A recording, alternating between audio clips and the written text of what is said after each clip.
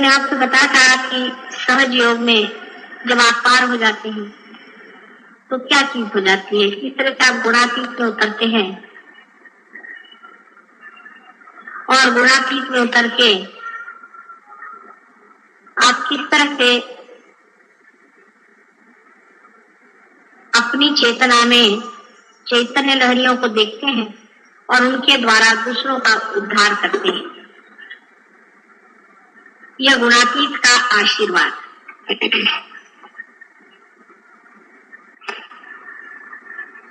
यह कलयुग का भी बड़ा भारी आशीर्वाद है और इसकी भविष्यवाणी पहले बहुत बार हो चुकी है कि कलयुग में जब बहुत से लोग परमात्मा को खोजते हुए जंगलों में, अंदरों में और बड़ी बड़ी कठिन तपस्या में संन्यास्त भाव से मां का पाचारण कर रहे थे, उनकी भक्ति का फल, उनके पाचारण का फल कलयुग में होने वाला है, जहां पर की सहज में ही कुंडलिनी की जागृति हो करके और सामूहिक उद्धार होगा, कल्याण होगा, मंगल होगा, लोकपाल। सो तो सहज योग की बात सही है और जिसके बारे में कहा है वो भी सही बात है, क्योंकि सहज जो है वही एक तरीका प्रकृति का है। प्रकृति का अपना तरीका कोई सा भी असहज नहीं है, सब चीज सहज होती है। जैसे अपने श्वास लेना, हर तरह का काम जो प्रकृति करती है, जीवंत कार्य, वो सारा ही सहज होता है। लेकिन सहज योग में एक सहज होने के नाते कुछ प्रश्न भी खड़े हो जाते हैं, या जिसको कहना चाहिए कि मनुष्य इतना असहज है, मनुष्य ने अपने को इतना ज्यादा कॉम्प्लिकेट कर लिया है, मनुष्य ने अपने को इस कदर घेरे में डाल दिया है और इतना अपने को गलत चीजों से एकाकार मान लिया है कि मनुष्य के लिए सहज होना ही कठिन बात है। और ये सहज योग की पहली कठिनाई है। पहली कठिनाई सहज योग की यह है, जैसे कि मनुष्य के मन में ये विचार है, अपने देश में विशेष, कि जब तक आप संन्यास नहीं लेंगे तब तक आप परमात्मा का नाम ले भी नहीं सकते, धार्मिक ही नहीं हो सकते। अब संन्यास लेना बिल्कुल बाहिर की बात है, बिल्कुल ही अधार्मिक बात, उसका अंदर के संन्यास से कोई मतलब ही नहीं बनता। अंदर की साधुता जो है वो और चीज है और बाहर का दिखावा बिल्कुल और चीज। बहुत से लोग अंदर से साधु होते हैं, बाहर से गृहस्थी में होते हैं। राजा जनक जैसे एक ही हो गए थे उस जमाने में, लेकिन आज वैसे अनेक हो सकते हैं। लेकिन जब ये बात हम कहते हैं तो फिर गृहस्थ ही सामान्य लोग हैं और गृहस्थ ही लोग इसके अधिकारी हो गए। लेकिन गृहस्थ कितने कॉम्प्लिकेटेड है, वो भी एक अजीब चीज है। क्योंकि गृहस्थी के लोग जब मेरे पास आते हैं, अधिकतर अभी जैसे यहाँ पे अधिकतर औरतें रो रही थी, वही बात है कि हमारे बेटे का ठीक कर दो, हमारी बीवी ऐसी खराब हो गई, हमारा लड़का ऐसा खराब हो गया, हमारे घर में पैसा नहीं, हमारे घर में लोग बच्चे बीमार रहते हैं, कभी कुछ है कभी कुछ। गृहस्थों के जो प्रॉब्लम्स हैं बहुत छोटे छोटे, बहुत ही छोटे छोटे, इसलिए गृहस्थ की वृत्ति भी बड़ी छोटी थी, उसमें विशालता नहीं। उसको अपना अगर बच्चा बीमार है तो बहुत बड़ी बात लगेगी, दूसरे का बच्चा बीमार है तो कोई नहीं लगेगा। जैसे अपना बच्चा अगर घर में बीमार है, अगर पड़ोसी ने रेडियो चला दिया तो बहुत बुरा लगेगा, लेकिन दूसरे का बच्चा अगर बीमार है तो अपने यहाँ रेडियो बज रहा है, अगर पड़ोसी आके कहे भाई मेरा बच्चा नहीं सोता है, रेडियो बंद कर दे, तो कल अच्छा दरवाजा बंद करें, हमारा रेडियो नहीं बंद कर। यही बात है, सहज योग में हमने सामान्य लोगों को लिया हुआ है और गृहस्थी के लोगों को लिया।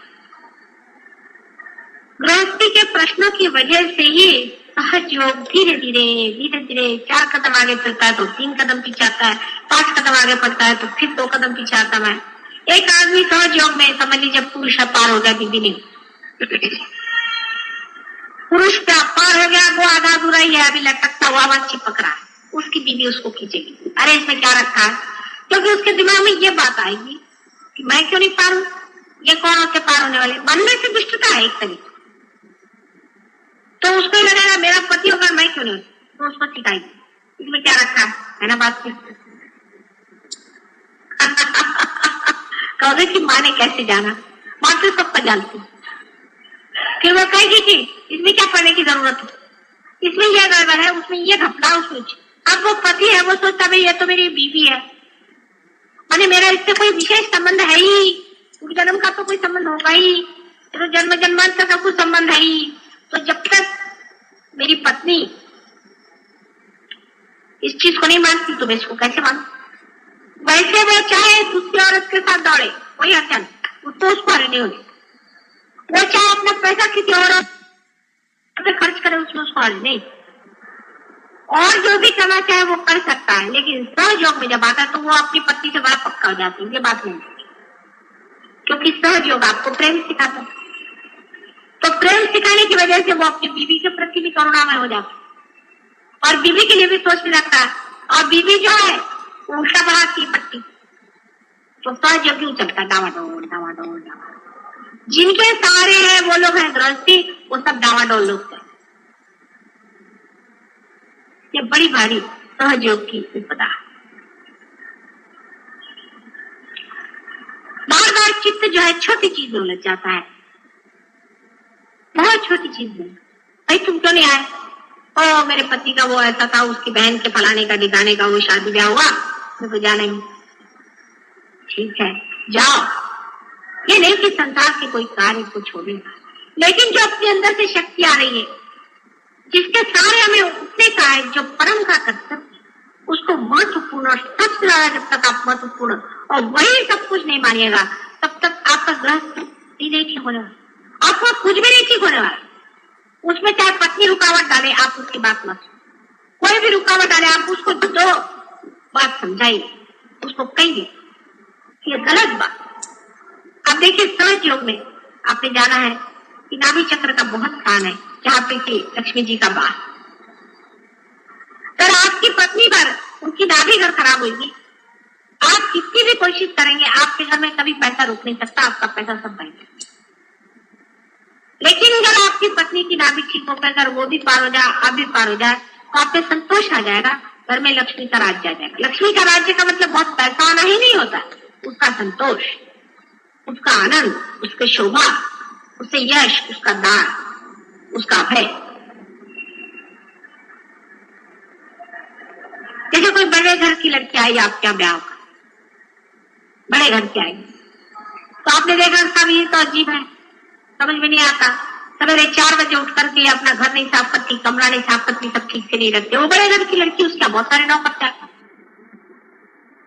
तो उसको तुमने कहा कि ये कैसे, भाई तुम्हारा तरीका मैं समझ नहीं आता, तुम सवेरे देर से उठी, आराम से अपना चाय पी रही, ये कर रही, वो कर, दिखने में तो ऐसा लगा कि बिल्कुल बेकार की लड़की लेके आ गए भाई, लेकिन वो तो आपकी बहू आई है, आपने कोई नौकरानी तो नहीं डाली थी, वो तो आपकी बहू आई, लेकिन आप एक छोटे घर की लड़की आई, वो सवेरे 4 बजे उठेगी, बिस्तर बिस्तर सब ठीक कर देगी, सब ठीक ठाक करके रख देगी।